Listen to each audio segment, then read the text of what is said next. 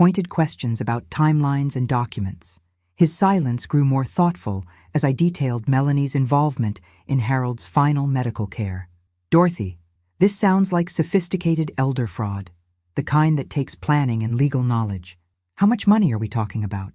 I pulled up the bank statements I'd finally forced myself to review. "In the last 3 years? Probably close to $200,000, maybe more. That's felony territory, but proving it will require forensic accounting, especially if she's been clever about documentation." "She's very clever, top of her law school class." "Well," Ray said with grim satisfaction, "it's been a while since I've worked a case this interesting. When can we meet?" As I hung up the phone, I felt something I hadn't experienced since the night Harold died. Purpose, direction, the sharp focus that had made me an excellent executive secretary for 30 years. Melanie thought she'd neutralized the unnecessary complication of her mother. She was about to discover that some complications become more dangerous when cornered. The wedding gift in my closet could wait another day.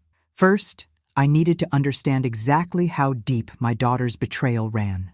Then I would decide how completely to destroy the life she'd built on stolen foundations. After all, she was right about one thing. This was about starting a new life. Mine. Monday morning found me in Ray Mathis's office, a cramped space above a diner that smelled like bacon grease and justice.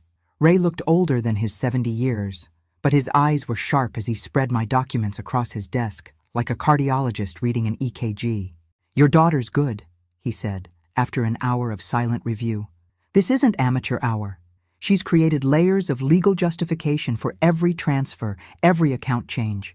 On paper, it looks like Harold was systematically reorganizing his affairs before his death." "But," I prompted, hearing the skepticism in his voice, "but the timing's too convenient.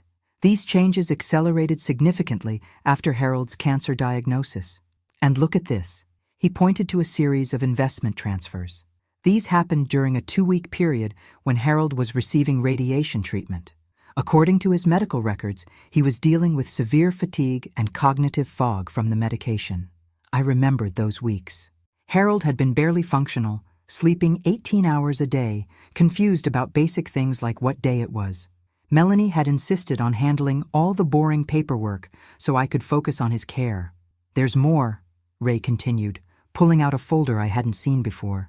I ran a preliminary check on some of these account numbers. 3 of them don't exist anymore. The money was transferred out within months of your husband's death.